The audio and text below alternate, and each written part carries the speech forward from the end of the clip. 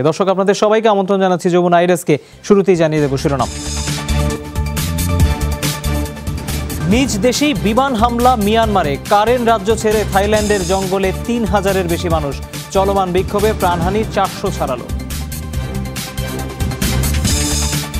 নিজের আসন নন্দীগ্রামে শেষ মুহূর্তের প্রচারণা মমতা ব্যানার্জির, বললেন ভাড়াটে গুন্ডা নিয়ে ভয় দেখাচ্ছে বিজেপি। ৬ দিন পর সুয়েজ খালে আটকে পড়া জাহাজ এভার গিভেন সরানোয় সাফল্য, শিগগিরই নৌযান চলাচল স্বাভাবিক হবে আশাবাদ কর্তৃপক্ষ।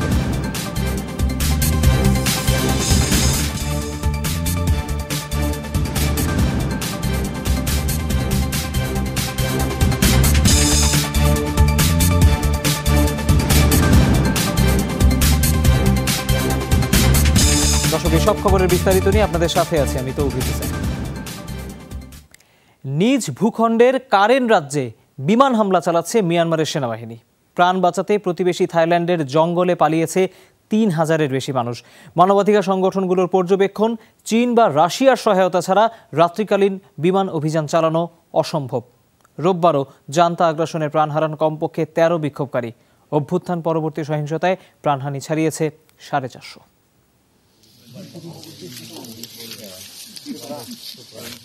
নিজ ভূমির পরবাসী মিয়ানমারের নাগরিকরা কারেন রাজ্যে দুদিন ধরে বিমান হামলা চালাচ্ছে সেনাবাহিনী। কেন নিজ ভূখণ্ডেই অভিযান, তার কোনো স্পষ্ট ব্যাখ্যাও দেয়নি জান্তা সরকার।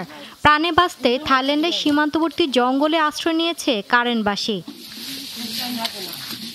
অঞ্চলটিতে দীর্ঘদিন কর্মরত মানবাধিকার সংগঠনগুলো বলছে, বহিঃশক্তির সহযোগিতা ছাড়া জান্তার পক্ষে এমন রাত্রিকালীন বিমান অভিযান চালানো অসম্ভব।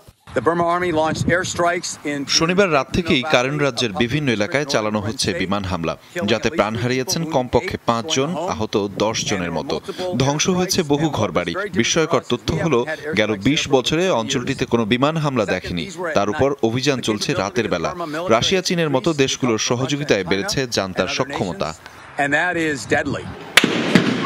তবুও অভ্যুত্থান বিরোধী বিক্ষোভ অব্যাহত মিয়ানমারের বিভিন্ন শহরে। নিহতদের অন্ত্যেষ্টিক্রিয়ায় যোগ দেওয়া মানুষদের উপরও এলোপাতাড়ি গুলি চালাচ্ছে সেনাবাহিনী, যার তীব্র নিন্দা জানিয়েছে যুক্তরাষ্ট্র সহ আন্তর্জাতিক মহল। ভয়াবহ, এক কথায় জঘন্য কর্মকাণ্ড। মিয়ানমার সেনাবাহিনী বিনা কারণেই হত্যা করছে নিরস্ত্র মানুষকে।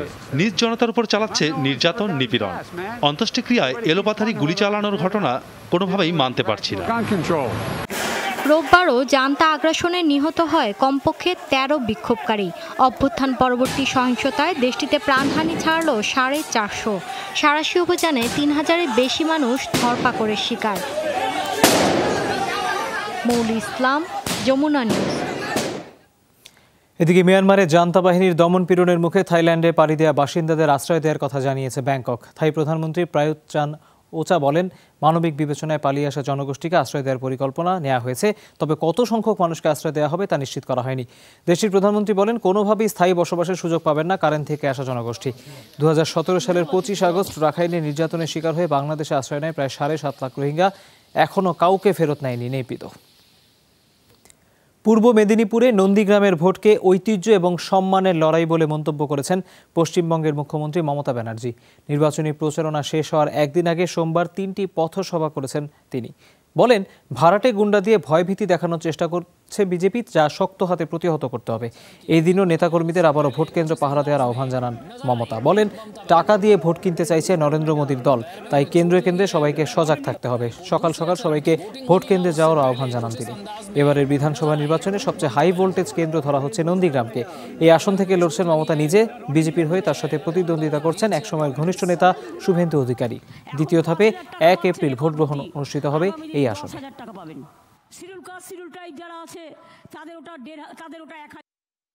বিজেপিকে ভোট দিলে আপনাকে দেশ থেকে তাড়িয়ে দেবে, আর বাইরেগত গুন্ডা এসে বাংলাটাকে দখল করে নেবে, বাংলার সংস্কৃতি দখল করে নেবে, বাংলার অস্তিত্ব দখল করে নেবে। আর তৃণমূল কংগ্রেসকে ভোট দিলে আপনি বিনা পয়সায় রেশন পাবেন, আর রেশন আপনার বাড়িতে বাড়িতে পৌঁছে দেওয়া হবে। দুয়ারে দুয়ারে, দরজায় দরজায় বিনা পয়সায় রেশন পৌঁছে দেওয়া হবে। বিশ্বজুড়ে ২৮ লাখের কাছাকাছি মানুষের প্রাণ কেড়ে নিল করোনা ভাইরাস। ২৪ ঘন্টায় ৬,৫০০ মানুষের মৃত্যু হয়েছে। দৈনিক সংক্রমণ শনাক্তে আবারও শীর্ষে ভারত। দেশটিতে ২৪ ঘন্টায় ৬৮,০০০-এর উপরে মানুষের দেহে নানা বৈশিষ্ট্য সম্পন্ন করোনা ভাইরাস মিলেছে। মৃত্যুবরণ করেছেন 300-র কাছাকাছি। অবশ্য দিনে 1600-র বেশি মৃত্যুতে এখনও প্রাণহানিতে শীর্ষ অবস্থানে ব্রাজিল। দেশটির আরও 44,000 মানুষের শরীরে কোভিড-19 শনাক্ত হয়েছে।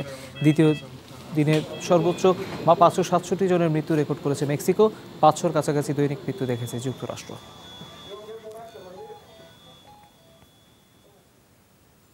এদিকে করোনা ভাইরাসে প্রাণহানির সংশোধিত তালিকা সামনে আনলো মেক্সিকো। বলা হচ্ছে, আগে প্রকাশিত সংখ্যার তুলনায় 60% বেশি মানুষ মৃত্যুবরণ করেছে এই মহামারীতে। রোববার দেশটির স্বাস্থ্য মন্ত্রণালয় এই তথ্য প্রকাশ করে। এর মানে উত্তর আমেরিকার দেশটিতে 3,21,000-এর মতো মানুষ কোভিড-19-এ মারা গেছেন। সংশোধিত তালিকা অনুযায়ী মহামারীতে বিশ্বজুড়ে প্রাণহানির দিক থেকে যুক্তরাষ্ট্রের পরই মেক্সিকোর অবস্থান।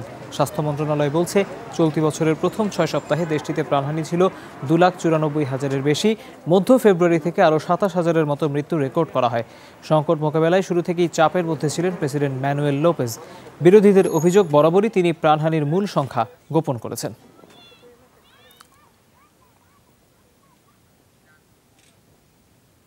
পাকিস্তানে করোনা ভাইরাসের সংক্রমণ ঠেকাতে হটস্পটগুলোতে বিয়ের অনুষ্ঠানে নিষেধাজ্ঞা জারি করা হয়েছে। 5 এপ্রিল থেকেই কড়াকড়ি কার্যকর হবে। রোববার এই সিদ্ধান্ত জানিয়েছে দেশের national command and operation centre NCOC।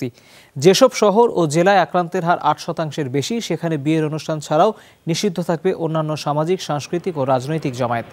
করোনার তৃতীয় ঢেউ ঠেকাতে এই কড়াকড়ি আরোপের সিদ্ধান্ত বলে জানানো হয়। গেল 24 ঘন্টায় দেশটিতে প্রায় 5,000 মানুষের শরীরে করোনা ভাইরাস শনাক্ত হয়েছে। এদিন কোভিডে আক্রান্ত হয়ে মারা গেছেন 57 জন। তথ্য বলছে, দেশটিতে গেল 9 মাসের মধ্যে এটি একদিনের সর্বোচ্চ মৃত্যুর ঘটনা।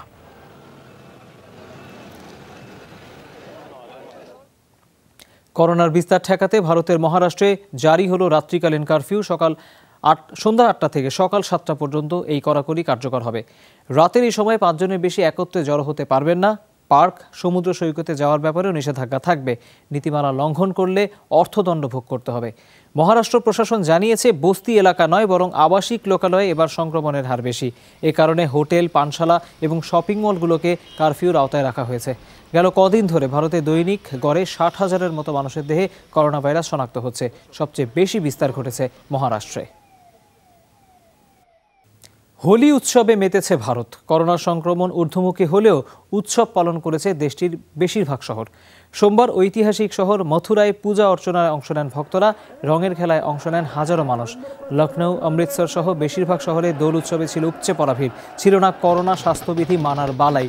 বড় জমায়েতে নিষেধাজ্ঞা থাকলেও বেশিরভাগ শহরে তা মানা হয়নি। দোল উৎসবের শুভেচ্ছা জানান তারকারাও।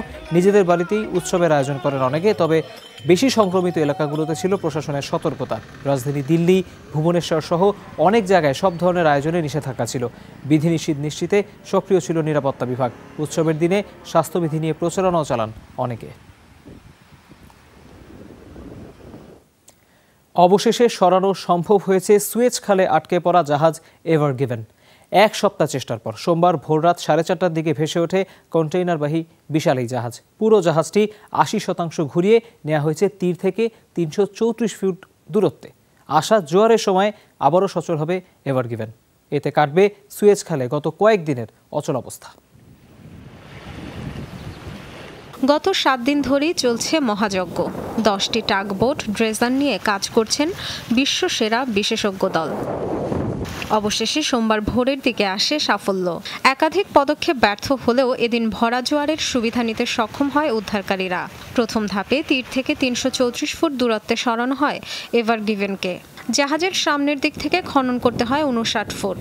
ড্রেজিংয়ের মাধ্যমে সরানো হয় 9,53,000 ঘনফুট বালু। অবশ্য জাহাজটি পুরোপুরি চালু হতে সময় লাগবে আরও কিছুটা।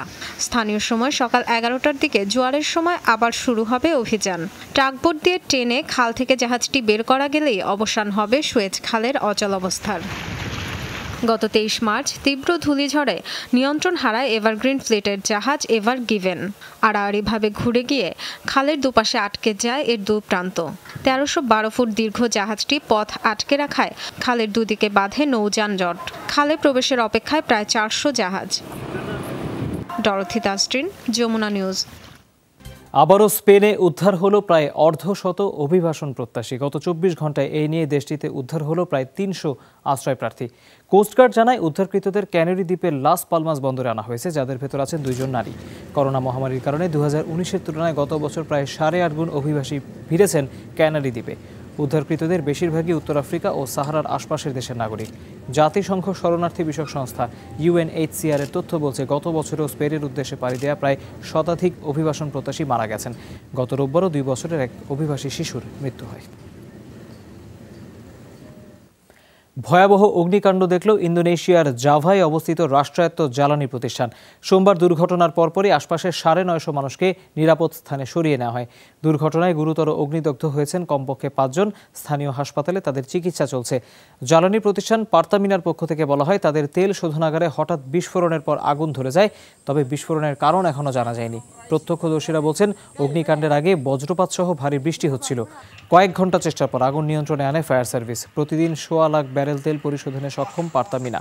দুর্ঘটনায় প্রসেসিং প্ল্যান্ট ক্ষতিগ্রস্ত হয়নি বলে নিশ্চিত করেছে প্রতিষ্ঠানটি। জানায় 4-5 দিনের মধ্যেই কার্যক্রম শুরু হবে।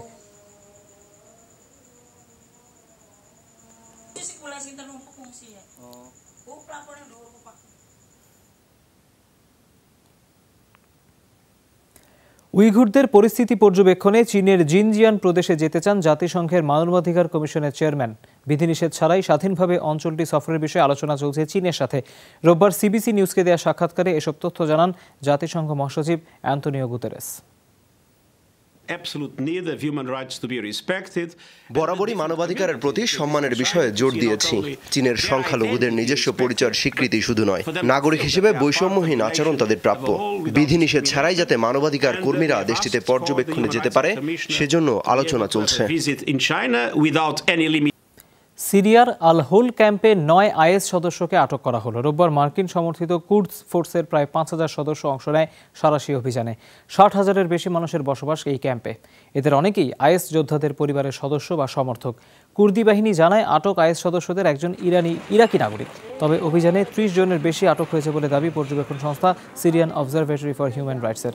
অনির্দিষ্টকালের জন্য আটক অভিযানে জারি থাকবে এমনটা জানিয়েছে কুর্দি ফোর্স। চলতি বছরই 47 জনকে হত্যা করে আইএস।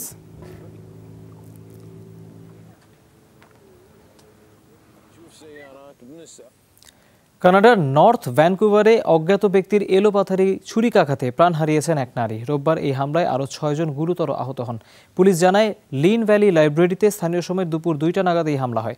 লাইব্রেরির ভেতরে ও বাইরে এলোপাথারি ধারালো অস্ত্র নিয়ে আক্রমণ চালায় এতটাই তদন্তকারী দল জানিয়েছে, সন্দেহভাজন এক ব্যক্তিকে হেফাজতে নেওয়া হয়েছে। 20 বছর বয়সী তরুণের অতীতেও পুলিশ রেকর্ড ছিল। তদন্ত কাজে সহায়তার জন্য প্রত্যক্ষদর্শীদের বয়ান নেওয়া হচ্ছে, খতিয়ে দেখা হচ্ছে সিসিটিভি ফুটেজ। তবে কেনই হামলা চালানো হলো সেটি এখনও নিশ্চিত করতে পারেনি নিরাপত্তা বাহিনী।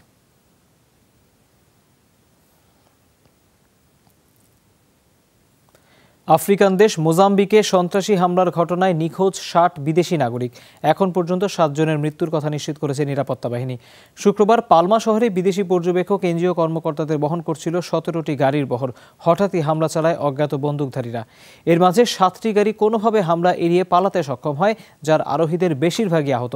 আশঙ্কা করা হচ্ছে বাকি গাড়িগুলোর আরোহীদের হত্যা করেছে দুর্বৃত্তরা। মূলত গেল সপ্তাহ থেকে অঞ্চলটিতে চলছিল সন্ত্রাসীদের দৌরাত্ম্য। স্থানীয় হোটেলগুলো থেকে হেলিকপ্টার ও নৌকার মাধ্যমে কমপক্ষে 200 বিদেশি নাগরিককে নিরাপদ আশ্রয়ে সরানো হয়। ফরাসি জ্বালানি প্রতিষ্ঠান টোটালের জন্য সেখানে কাজ করেন সাউথ আফ্রিকা, ব্রিটেন ও ফ্রান্সের কর্মকর্তারা। জনরোষের মুখে পদত্যাগের ঘোষণা দিলেন আর্মেনিয়ার প্রধানমন্ত্রী নিকোল পাশিনিয়ান। রোববার দেন আগাম নির্বাচনের প্রতিশ্রুতিও। চলতি বছরের শেষ নাগাদ সাধারণ নির্বাচন হওয়ার কথা থাকলেও 20 জুন হবে ভোট গ্রহণ। প্রধানমন্ত্রী এক ভাষণে জানান, তিনি এপ্রিলে পদত্যাগ করলেও ক্ষমতা ছাড়ছেন না, বরং অন্তর্বর্তী সরকারের প্রধান হিসেবে নির্বাচনের আয়োজন করবেন। গেল নভেম্বরে বিতর্কিত নাগরনো কারাবাখ অঞ্চল ইস্যুতে প্রতিবেশী আজারবাইজানের সাথে শান্তি চুক্তি করে আর্মেনিয়া। তাতেই প্রধানমন্ত্রীর উপর ক্ষুব্ধ হয় দেশবাসী। অভিযোগ, নিজের স্বার্থ সিদ্ধির জন্য আতাত করেছেন নিকোল পাশিনিয়ান।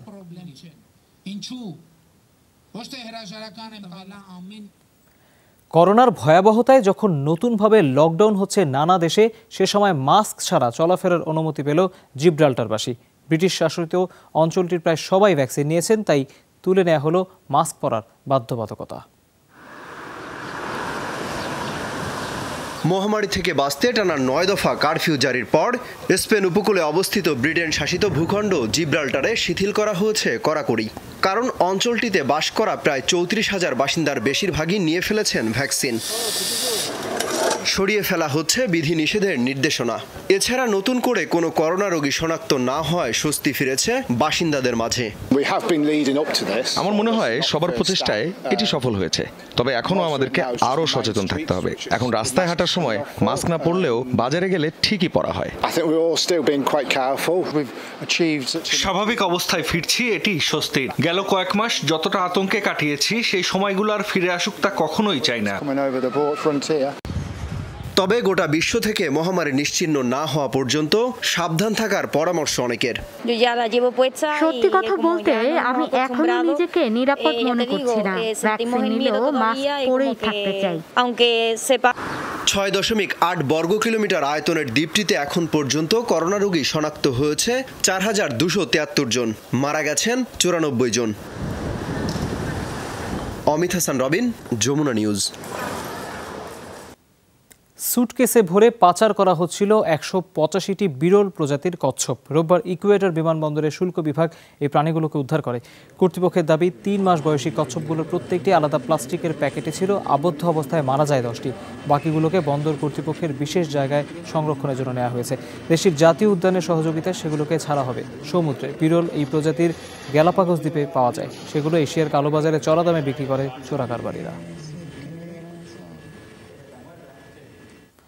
জার্মানিতে বিস্ফোরকের মাধ্যমে গুঁড়িয়ে দেওয়া হলো 83 বছরের পুরনো পাওয়ার প্ল্যান্ট। 352 ফুট দীর্ঘ কুলিং টাওয়ার এবং 800 ফুট উঁচু বয়লার হাউস ও চিমনি ভাঙতে ব্যবহৃত হয় 420 কেজি বিস্ফোরক। 2100-র বেশি ড্রিল হোল করা হয়।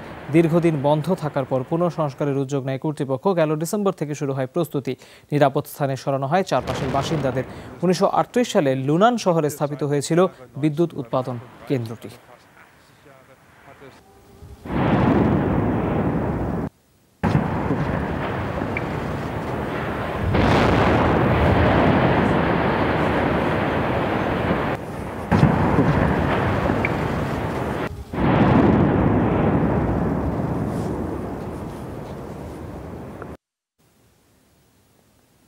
দর্শক, এই ছিল যমুনা আই ডেস্কে। এতক্ষণ যারা সাথে ছিলেন তাদের সবাইকে অনেক ধন্যবাদ।